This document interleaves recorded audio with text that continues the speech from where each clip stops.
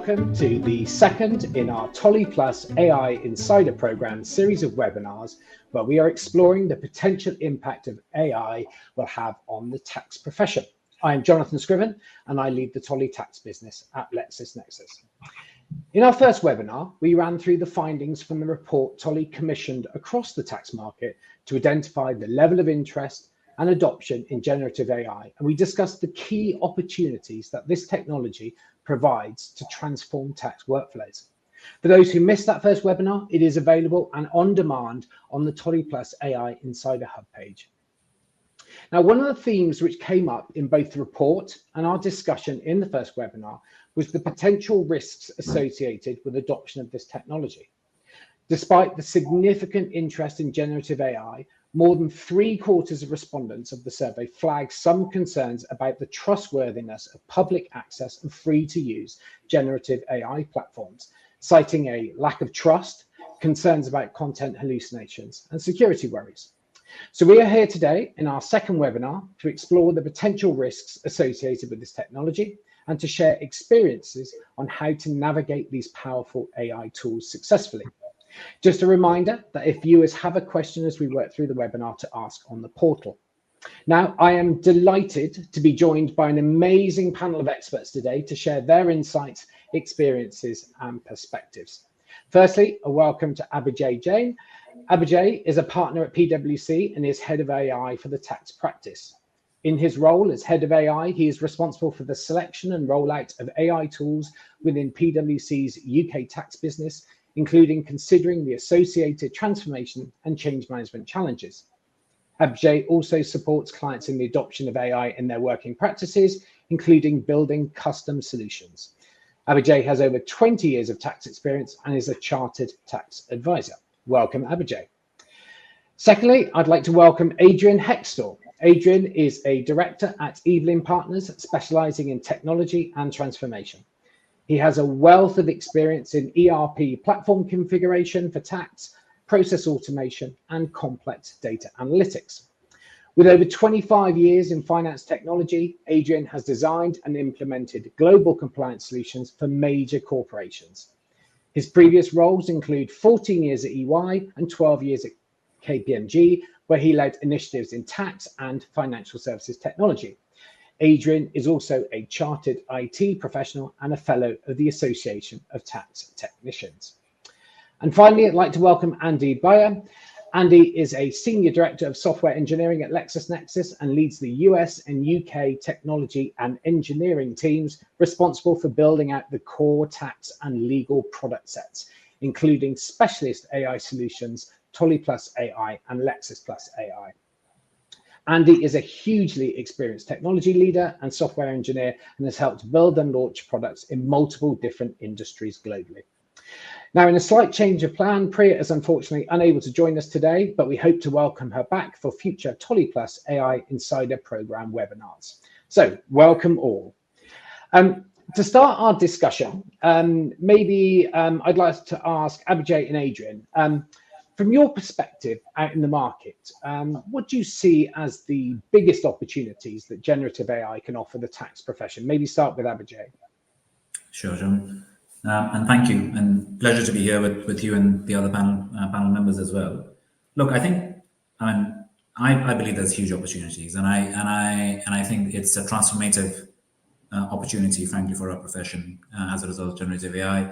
I see that. I bracket that into two, maybe three different buckets. One is a time factor, right? It allows us to be more efficient, allows us to respond more quickly, allows us to sort of get to the answers more quickly, and just productivity, better productivity, which allows us to sort of get to the, help the business needs in a much more quicker way than before, right? But that people leap to, but I think that's only part of the answer. I think there is also a real value add that it allows you to do.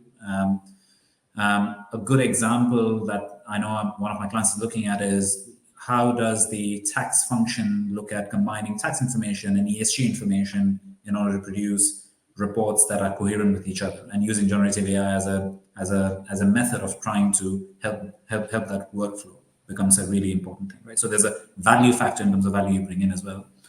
And then for me, also, there's an element of insight and the level of insights that you can bring in. The easiest example of that is, instead of doing sample testing, could you now do transaction level 100% testing of certain transactions, and allows you to identify risks and opportunities in a much better way than you've done before. So I think when you combine those three things together, as I say, for me, the opportunity here is immense. That's really interesting. And what would you say the biggest sort of opportunity that you've sort of uncovered at PwC in terms of implementation of it?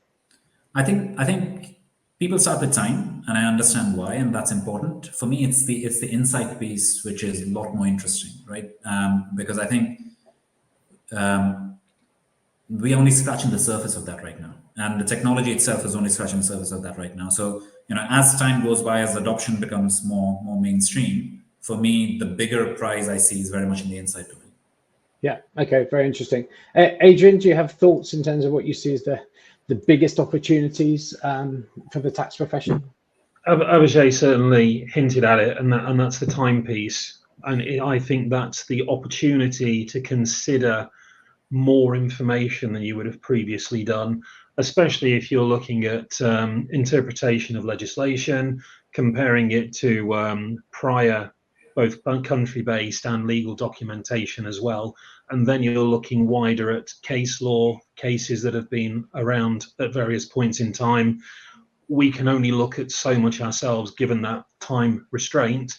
This gives us the opportunity to look at a much vaster library of case law to come up with an argument, a defence, an interpretation, whatever might be needed. And I think that's very powerful. And is that the sort of primary focus area in Evelyn Partners where you're looking at it? It's part of it. Typically, and again, Abhijay looked at this as well, it's the transactional level analysis. It's stuff we've never been able to do before. Firms like ours, PwC, any major service provider, they sit on a gold mine of data and have never really tapped into it before now. This gives us the opportunity, if it's done correctly, to tap into that information, to get that insight, identify the trends, pull out the salient information, and also apply it to the right client base as well. Yeah, and I think that's echoing a lot of the comments we made in the first webinar in terms of the sort of vast opportunities and how this could be fairly transformational in terms of how tax practitioners are undertaking work at this point in time. But if we shift now to the sort of focus of today, which was identifying some of those themes which had come up both in the report but also in the first webinar around risks and challenges with the technology.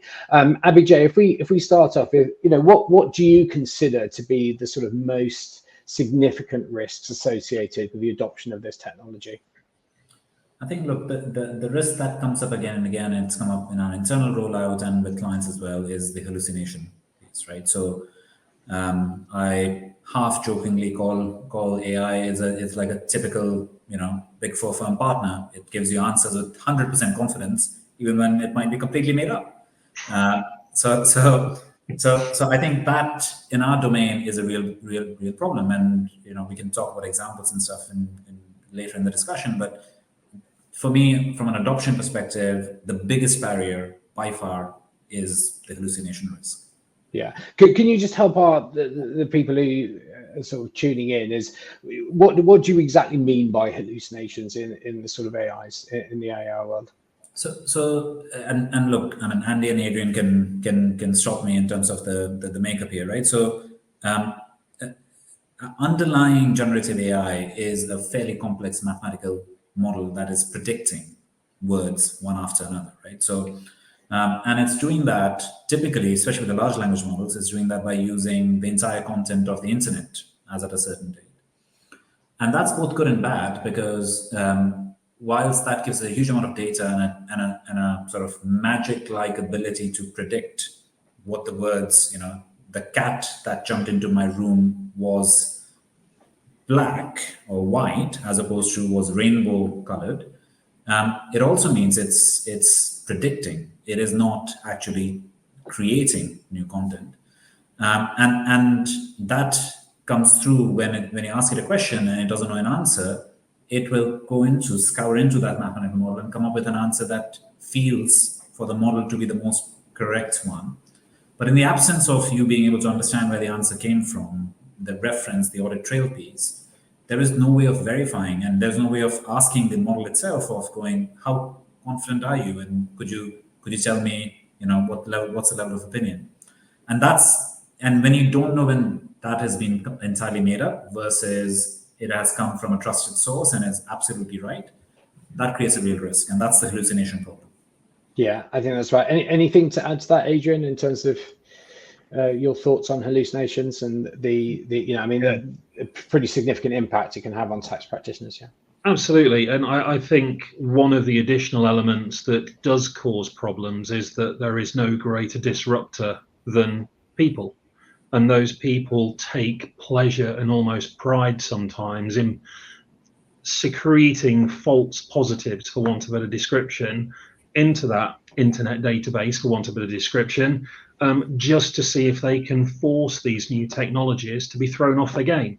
And they're remarkably good at it. You've only got to look at things like, as a typical example, false news stories that get propagated very, very quickly, that are generated to throw people off the scent or to provide a narrative and a talking point in everyday news. The same is done with everything we work in as well. There are case examples out there that never existed. There are elements of text and regulation that have been doctored slightly just to see if it's got the capability of throwing these wonderful tools off their game. And unfortunately, they do. So that's certainly something we have to be aware of as well.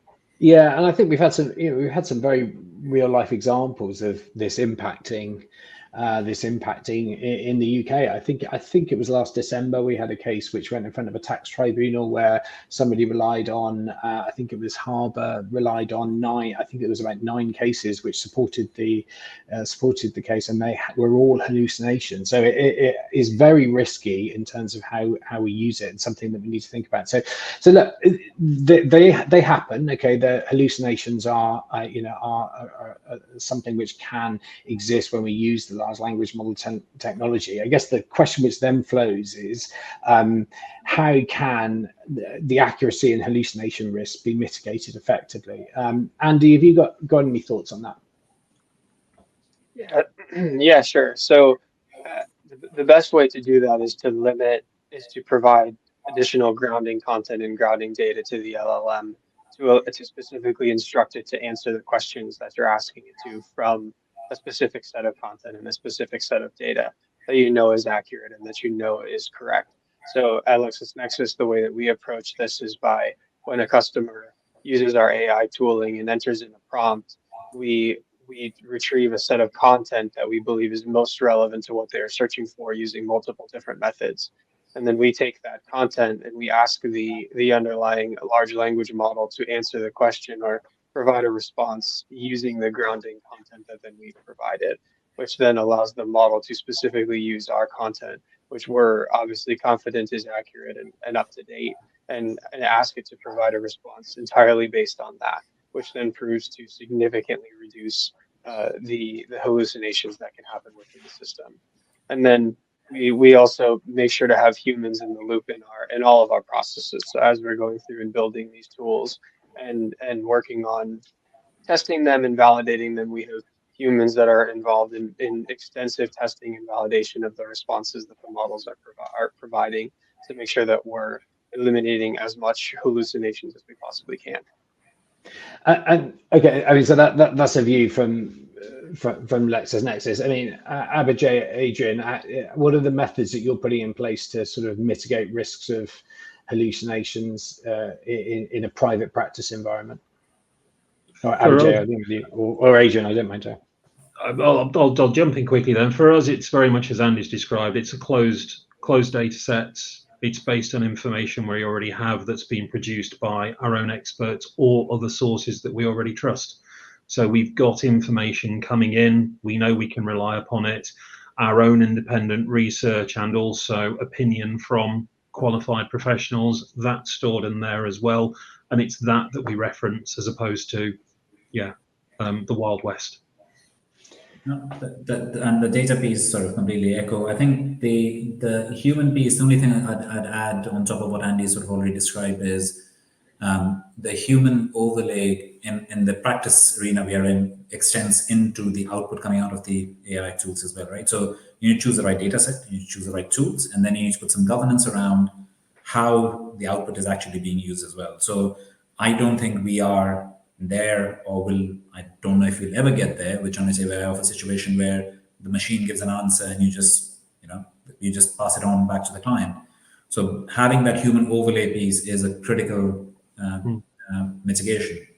Yeah. So there's a couple of points there which are quite interesting. I think I just want to just pick up on them. I think that firstly, we've talked about having a closed data set, okay, and that from all three of you has come across as being quite important. Does that lead you then to a belief that there is a greater risk of using, if you like, open source public generative AI tools compared to which could be running over anything, okay, versus, if you like, AI tools which are sort of built with specific safeguards in place? John, if I may, I think this is a debate we have actively and with clients as well, right? So, and I think my personal belief is you'll end up with an array of tools, because the big LLMs, if you take ChatGPT as an example, it's a wonderful Swiss Army knife, right? It can be used in lots of different ways. It's fairly flexible. You can customize it a lot. I mean, we'll talk about security in a second, but that's all solvable within that domain. Is it the tool that I ever see anybody leaning towards to do tax research? No, right? But tax research, you've got to bear in mind, is only a little bit of what we do. That's sure. It's an important bit, and accuracy in that domain is really important. But using ChatGPT to summarize a report or help me write up a report, absolutely, it's driven off a large language model, and the level of accuracy I need isn't huge. Or help me respond to a proposal, like for those kind of use cases, Swiss Army knife. And then you need scalpels to deal with specific domain issues, right? And a tax research tool, for example, won't ever be, as I say, a ChatGPT tool. I mean, it can be built on top of ChatGPT, to Andy's point earlier, but it becomes a tool which is very specific to that. And as difficult as that might be for the COOs and the CIOs of this world, I genuinely think organizations, including advisors and in-house practitioners, will end up with slightly different tools for slightly different purposes. Yeah, we'll try and combine them within a single platform, and I'm sure that will happen over time. But for now, you will use output from here and then input into there, and input from there and output into something else. Yeah. Any thoughts on that, Adrian? There's never been a silver bullet of one platform to do everything, and I don't think there ever will be. I fully agree with that. And one of them, with all my notes for what we were coming to today, the one word I've got in the largest letters is still review. There's been an awful lot of fear from practitioners and even in-house personnel that this level of technology was set to replace them. The initial conversations 5 years ago were that in 5 to 10 years' time, we'd see tax practitioners dying away because of this. We can't, because there is still that element required from peer review that will confirm what has been identified or trigger further research. And if those false positives do exist and the hallucinations are triggered, the review element should then help weed them out as well. But that's still reliant on people as opposed to just technology. Yeah, and that's really interesting, actually, because that was the second point I was going to pick up, actually, in terms of what is the role of human oversight in these processes, and how do you see that both the specific issue which we're talking about here, which is accuracy of the outputs and how you use that in the tax advice, but also how do we see that evolving over time? John, we rolled out tax-specific AI tools across our entire practice, right? So nearly 4,000 colleagues currently use them. We've got them out with clients as well. The mantra that we went with, to Adrian's point earlier, and I was chuckling because he was using some of the words we've been using, check, challenge, confirm, right? So check the output, challenge the output, and then confirm the output. And that, I think that human piece has to be built into it. And I completely agree with Adrian's comment earlier that I don't see that as a feature that goes away. It's hallucination is not. I was in a forum with OpenAI and they talked about this. I liked it. They said It's not a bug in the model. It is a feature of the model. Yeah. And therefore, the need for having the right governance and right risk support around it, so using it in the most effective way, is human-led. But so essentially, we're saying that the tools are there to assist the practitioners. Okay, they're not there to replace the practitioners, and it almost supercharge them. Okay, the role of human oversight right now is very important. Okay, from an accuracy perspective, the technology will improve. We know that's going to improve, and therefore the oversight may change over time in terms of the levels. And I think to your point earlier as well, it was quite interesting around. There are different tasks. Yeah, there's different tasks, and there's probably different levels of oversight that required. But there is that human oversight. Okay, just going back, Andy, do you have any thoughts on some of the points we've talked about here? The first was around using sort of open source public generative AI tools compared to purpose-built tools, and anything around human oversight. Yeah, similar. I mean, I think the big thing is, like the others have said, it's about having multiple different sort of tools at your disposal to be able to sort of accomplish the different tasks that you're looking to rely on these large language models to provide. So I see it as, how do you build a chain of different tool sets that can validate the responses that are coming back from the AI? How do you build additional capabilities in to do things like validate citation references and look for all of these various different things that could be flagging, that could easily flag a hallucination in the system, and how do you respond appropriately to that? And so if you're looking at a purely open source solution, you're going to have to replicate most of those other checks and those other validation steps, where a tool that is built specifically to provide those for you as well is obviously going to provide that additional value as a service. So, it's about having multiple different steps in the process, multiple different validation stages to just make sure you're eliminating as much of those hallucinations as possible. Yeah. Okay.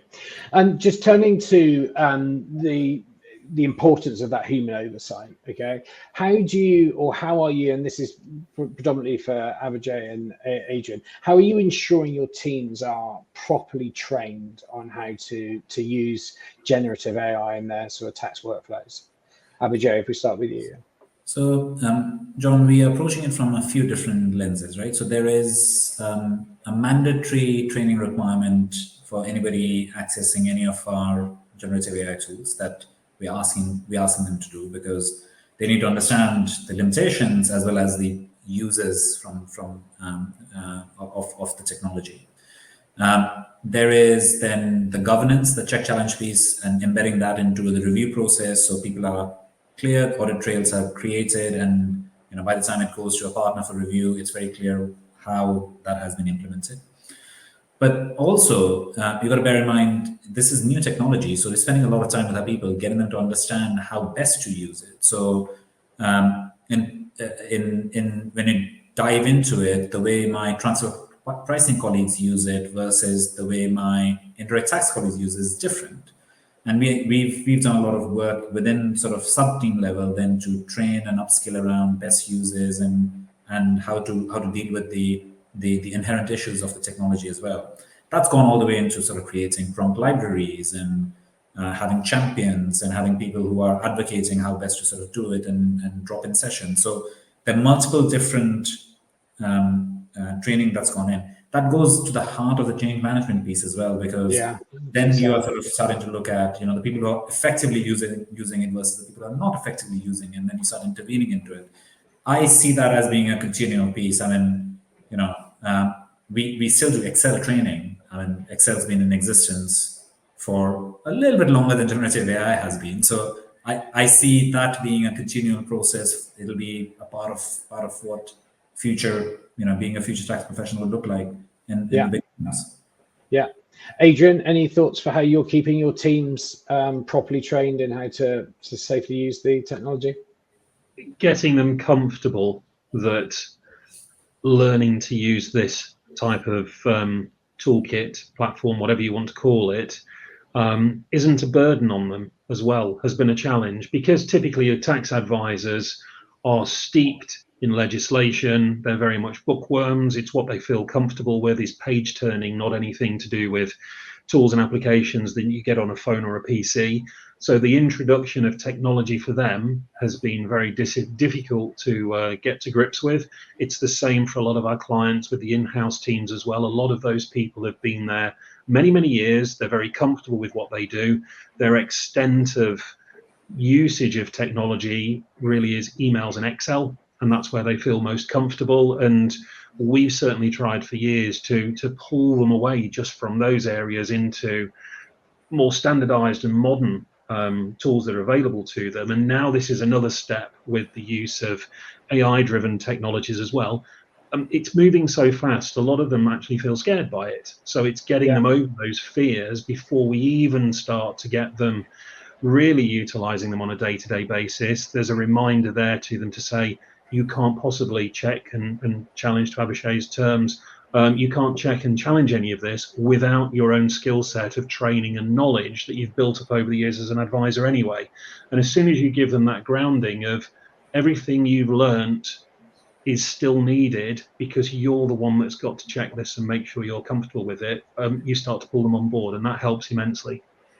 Yeah, I think that's a really interesting point. Actually, can I just take this opportunity to, we've had a question come in from Olivia Gordon, and the question is, how do you train those in their early careers to review the outputs if they haven't done the work themselves? Adrian, you want to pick that one up? Yeah, by all means. I mean, that comes back to the training programs that a firm like ours and any other professional services firm has had in place for years. Doesn't and can't go away, because they've still got to understand what preparation looks like, what compliance looks like, what interpretation looks like, and advice is. And that comes with doing the professional exams and qualifications as well. It involves learning on the job. The utilization of these tools aids them, doesn't replace them. So everything they would have learned previously, you would still want them to do. This just becomes a way of saying, have you considered this? Have you considered that? Which they may not have thought about, but the generative tools are there to say, think about this as well. Yeah, and it goes back to that point about being tools to assist as opposed to tools to replace. Abhijay, sorry, you were going to add to that. No, I was saying, again, echo a lot of what Adrian had said. I think there are two other things I'll sort of pull out in there, right? So one is using the tools themselves to train people, I think is an interesting thing. So when we sort of shared our research tool internally and encouraged people to sort of use it, it's being, without us sort of having to push it top down, bottom up, there was a, particular associate started using it in order to challenge and review and consider how they have been approaching research themselves, and then, almost pit themselves against the machine in order to see where they were finding things that the machine couldn't find, or where the machine was finding things that they couldn't find. And that's got us thinking about, well, could we actually turn its own head and start using it in order to train people up as well?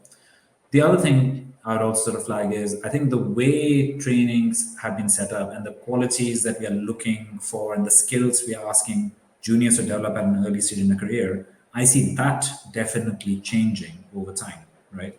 So the need to memorize huge amounts of rules so that you can just play that back again on a piece of paper becomes a skill set that has diminished importance. But the ability to spot a pattern and go, hang on a second, you haven't thought about these other things around it, becomes much more important. So what we are training people for and what are the skills they're going to need as these tools become more mainstream, I think that's where some interesting philosophical questions start turning up.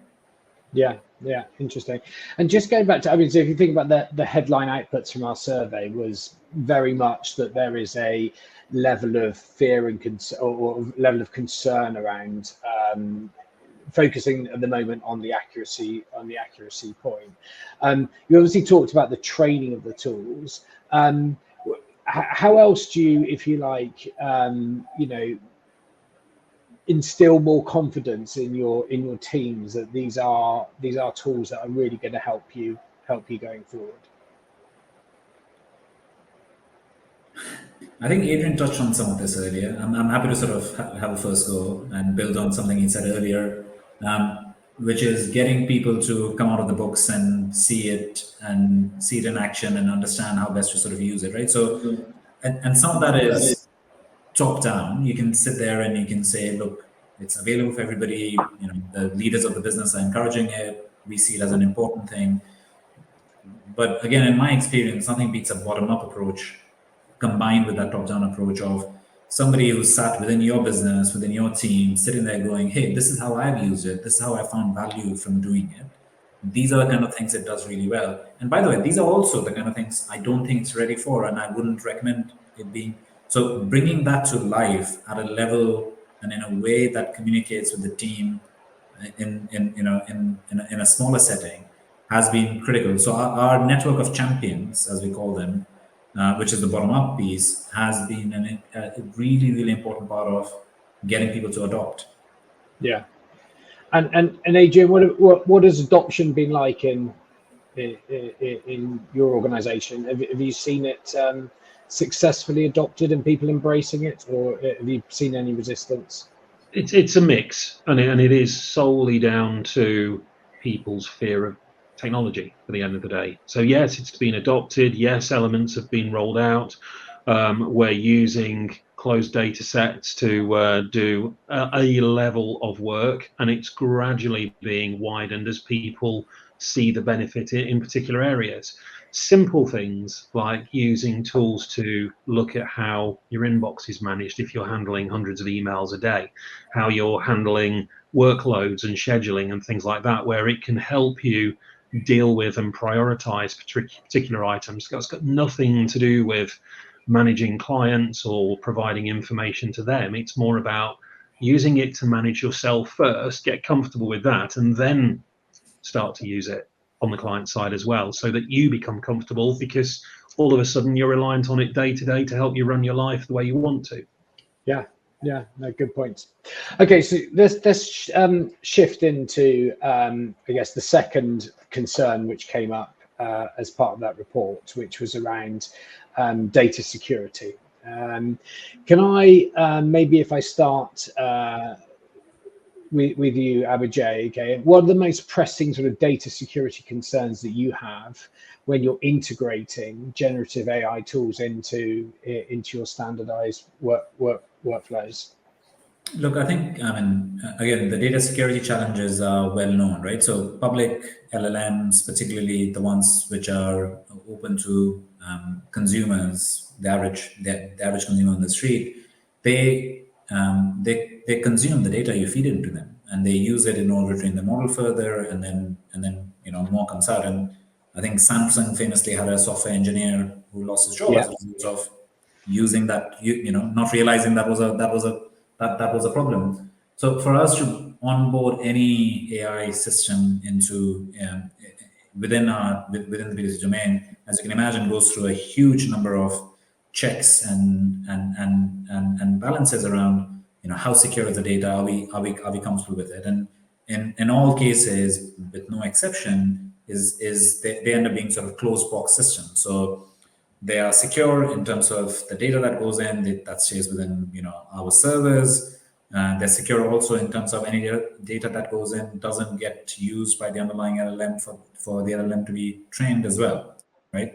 And those tenets, I think, are important. And if you think about a brand around having confidence and our clients having trust in us, for us that is absolutely critical. So there will be solutions, and there have been solutions that we've said no to, where that principle ends up being a principle that needs to be compromised, because for us that's pretty much a red line. Yeah, and the security is absolutely paramount. So Adrian, any thoughts on that?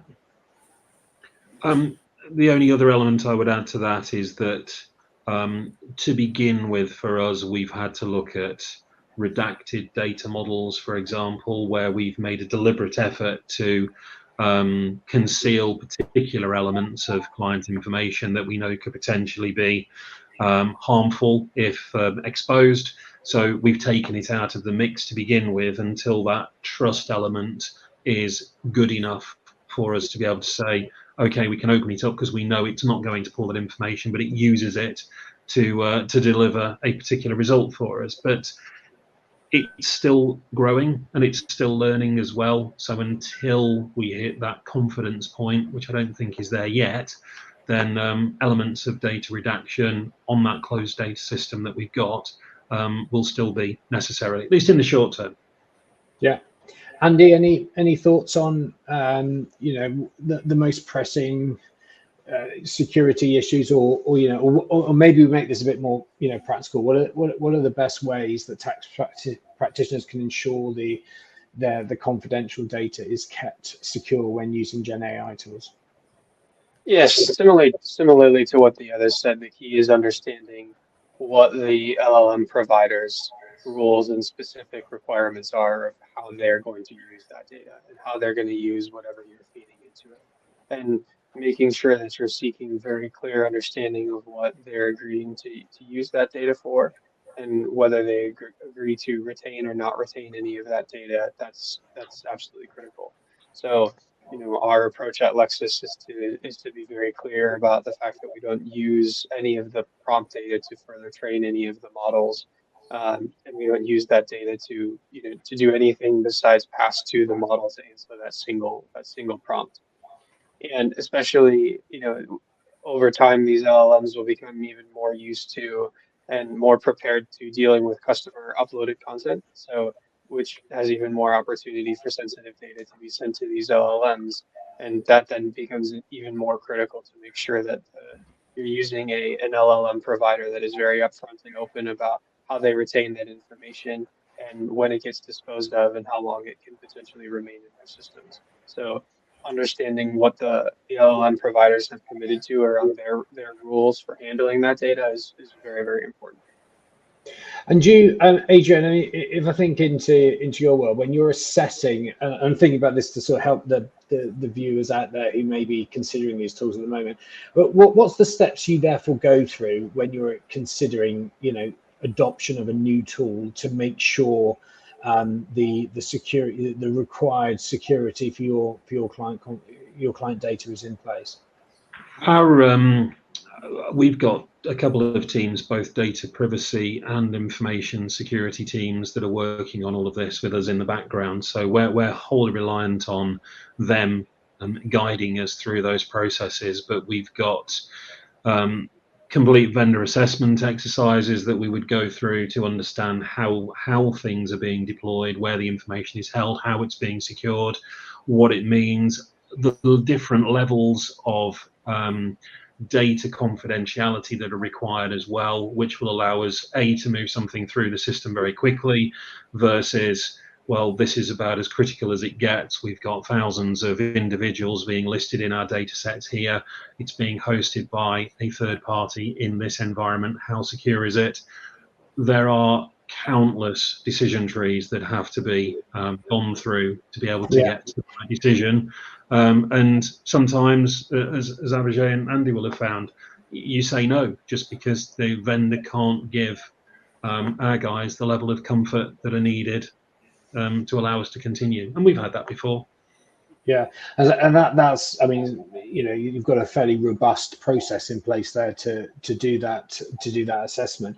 I think, almost repeating the question we talked about earlier about use of public open source large language models, I guess the advice is not to put any client confidential data into those without the risk of it. But okay, any other thoughts on security and any sort of key, any insights or things that you've learned along the journey which you think our viewers would get the benefit of, or any practical tips?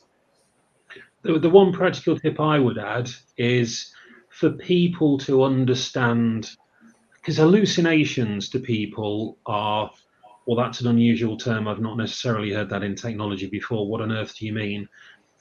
Move outside of your business. Find something that you do, like an event that you've been to or something like that, where you know what happened from end to end, and then ask one of these generative AI tools to write a description of what happened during that particular event and see what it comes back with. I've done that before just to really give myself the comfort that what we were going to be talking about, was accurate and whatever. I'll give you an example. going to a concert at the O2 Arena in London. I explained where I was, who I was with, who I was seeing, and said, tell me about it and tell me what you did. Gets all the way through to the end of the concert, and it tells me that Paul McCartney came on stage as part of the encore. He was there. No, he wasn't. I was there. He most definitely did not appear. And it's that sort of thing. It's a hallucination. It thinks he should have been there because they had a special guest at the end. They weren't sure who it was. It was probably Paul. He's close enough. No, didn't even happen. And it's that sort of thing that people then can realize, all right, so it can get everyday events wrong, even though they were reported in the news. Yes, absolutely. And as soon as you realize that, makes you that little bit more diligent about what it's bringing back and makes you want to check that little bit more as well, because you realize it can go wrong.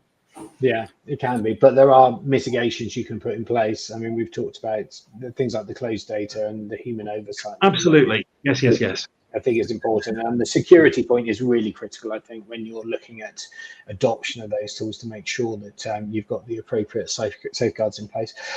Looking a bit, sorry. Yeah, may I just jump in? One other thing I'll sort of throw into the mix, right? So again, I was surprised by this challenge when I was working with a particular client on this. So we were working, it wasn't generative AI, it was sort of traditional AI, as it might be called. We were helping a client come up with an AI solution in order to help them fill up some tax forms that they were looking to do. It was huge volumes. We thought the machine could get accuracy level pretty high, and we couldn't get it beyond 90%. And we went in for what I thought was going to be a really difficult conversation with the client to say, I'm sorry, this is not going to be good enough. And the client, when they did some, whilst in preparation for this meeting, they did some spot sampling tests of the forms that the humans had been filling and has been filling for 30 plus years over the last quarter. And the accuracy level there was about 80%. So there is an element here that I think viewers sort of should consider as well, of where is accuracy really important in the workflow? And what are you comparing the accuracy to? If you're comparing it to a machine and you want it 100%, are you really aiming for the right thing, right? Or are you aiming for accuracy that is giving you what you need from that particular workflow? Yeah. So that has to be an important factor into the mix. And I think chasing 100% accuracy for its own sake sometimes doesn't result in a business outcome that you might be looking for. Yeah, I think that's right. And also going back to your point earlier around different tasks, different expectations, and potentially how you harness the tool. Just looking ahead, if I stick with you, Abhijay, in terms of how do you see the sort of regulatory landscape evolving? What will the changes be, you think, in terms of how we adopt these tools going forward? So I think 2 or 3 different angles here, right? So if I put HMRC as a regulator or quasi-regulator for our profession, if you put the professional bodies as a regulator to consider, and then if you sort of think of people like the FRC and others who are regulating the wider accounting services sort of profession as well, a few things, right? So no surprises that they're still grappling with it in terms of what it means and how they deal with it. From an HMRC point of view, as I understand it, the biggest risk they see at one end of the scale is the bad actors having powerful tools and being able to create big fraud piece, and therefore a lot of effort and focus in terms of sort of managing that. But probably the bit that they really worry about is, large scale solutions that go across multiple taxpayers makes an error that is not identified in time, and that has a ballooning effect, right?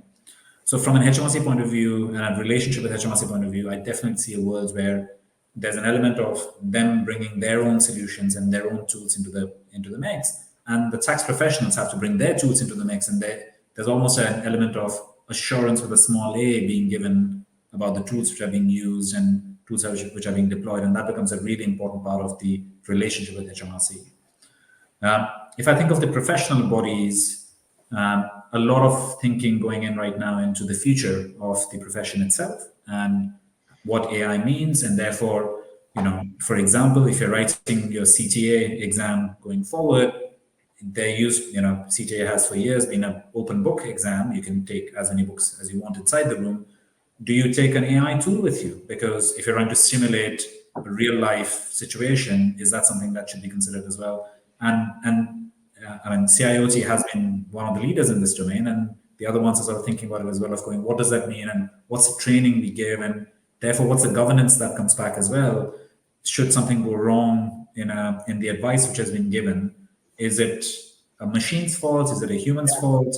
Where does that sort of dynamic layer becomes an important piece as well? And finally, from the the wider body's perspective, I mean, they're still wrapping their heads around it. They are, because the implication of this, particularly when you start thinking about assurance with a capital A, you start thinking about financial reporting, the ability of misleading, as well as the ability of sort of being able to perform work at a much more granular level than before. Lots of other implications come in. So I think that bit I'd say watch out for. The other two themes are beginning to emerge. Yeah, I think you've successfully managed to sort of identify a number of the other topics which we could spend an entire sort of 45-minute webinar sort of running through over, which we will as we build out the series. So thank you for that, Adrian. Any other thoughts on how you see things changing, sort of more a crystal ball view of it? I think the balance between knowledge and technology will need to change as well, because we've got all of these institutions that have for years put the legislation together, put the law together, put the new regulations in place, and they have an approach for doing it. They're now being asked to regulate for something where the knowledge sits firmly in the side of the technology providers.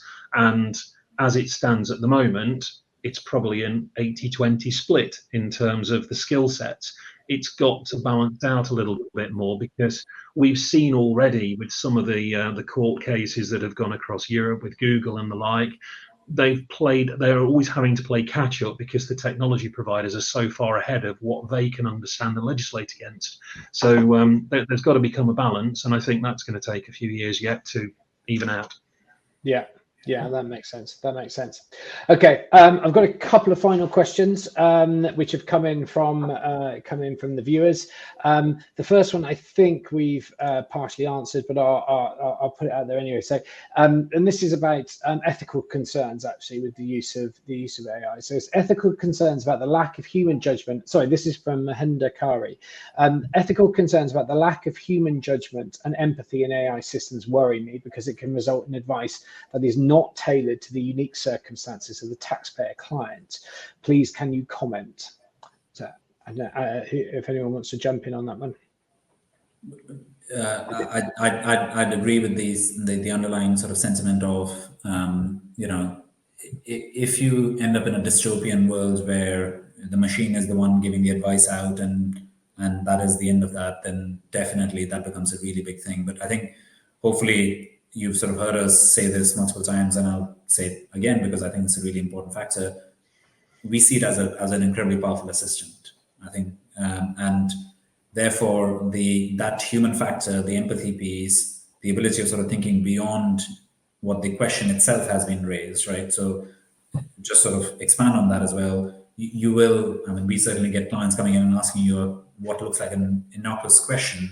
And when you dig into it, it turns out there's a much bigger issue and much bigger thing that needs to be considered. And it's not purely a tax thing. It might be regulatory, it might be commercial, etc. Machines aren't there. And I generally don't see that coming anytime soon because of all the issues we've talked about. So for me, the human on top is the answer to that question. Yeah. Any thoughts, Adrian or Andy, on that one? We've talked. Just add. Sorry, you go. Yeah, I would just add that again, agreeing in that the human in the loop piece is absolutely critical there, and that spans pretty much any industry and any implementation of Gen AI using LLMs. We're a long ways off from ever being able to completely trust exactly what the response is from one of these LLMs without having a human to review.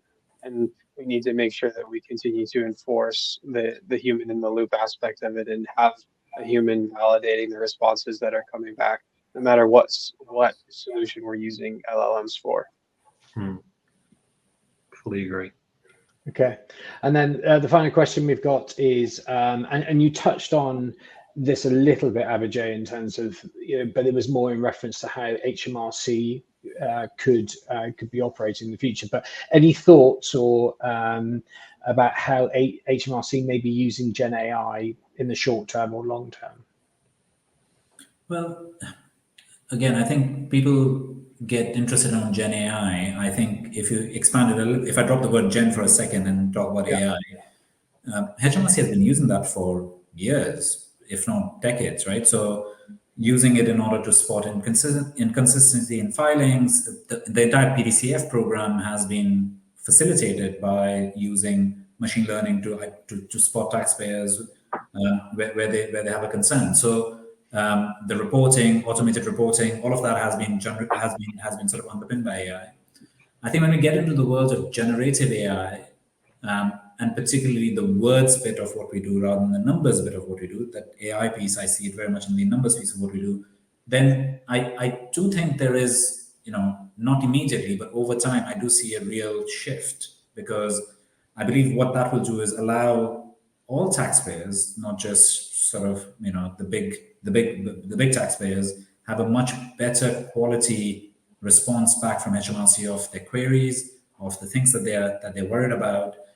In a utopian world, there would be an HMRC approved chatbot that you could go in and engage with and say, this is happening, can you give me some guidance? And a lot of the frustration that taxpayers have around accessing help and being able to sort of get the customer level support, I can see that being managed much more effectively. Equally, when it's used properly, the issues around fraud, around bad actors, etc., I see it being a real game changer in that domain as well. Yeah. But I think it's a combination. It's not just generative AI. I think it's AI in the broader sense. Yeah. Any thoughts, Adrian, in terms of how HMRC, can continue to adopt these capabilities? They were for us the game changer, and I'm going back 15, 20 years now in terms of their approach to doing data analytical work and assessing transactional information, especially on the customs and excise side of things. And our first data models followed their principles very, very closely. And whilst we may well have leapfrogged them in several areas in recent years, their modeling and their approach has always been technology first, to be able to analyze these vast volumes of information, and I'm sure they will continue to do so. So as Abhijay says, they've always been, even if it doesn't appear to be at the cutting edge of technology in some cases, they've certainly been doing it behind the scenes, and they've got a very good track record, hence electronic audits having been in place for so long. Yeah, interesting. Okay, well, look, thank you very much to everyone. I think it's been a really sort of fascinating and insightful discussion around the accuracy of the tools and the ways to mitigate and put safeguards in place, but also the security and what you can do to ensure the client, your very valuable client confidentiality remains safe. So a huge thank you from me. Next up in our series of webinars exploring the impact of Gen AI on the tax profession, we're going to be looking at a number of different sort of topics: pricing, training, and as Abhijay talked about, what does this mean for the tax profession on a long-term basis in terms of how firms are structured. So details will be available for the forthcoming the next in the series of webinars shortly, and so I'd encourage everyone to check in on the Tolly Plus AI Insider Hub for the final schedules, as well as to get access to some of our other AI thought leadership pieces to enable you to stay at the forefront of developments in tax AI. So thank you very much for joining today, and have a great afternoon, everyone. Thank you.